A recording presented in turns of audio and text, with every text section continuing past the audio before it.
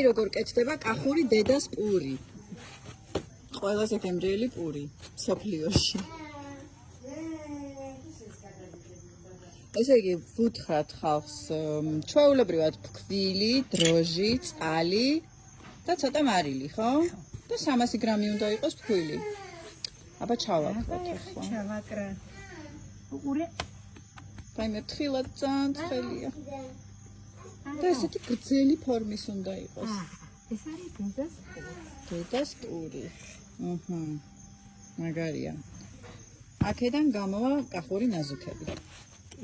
აბა ერთი კიდე მივაკრათ.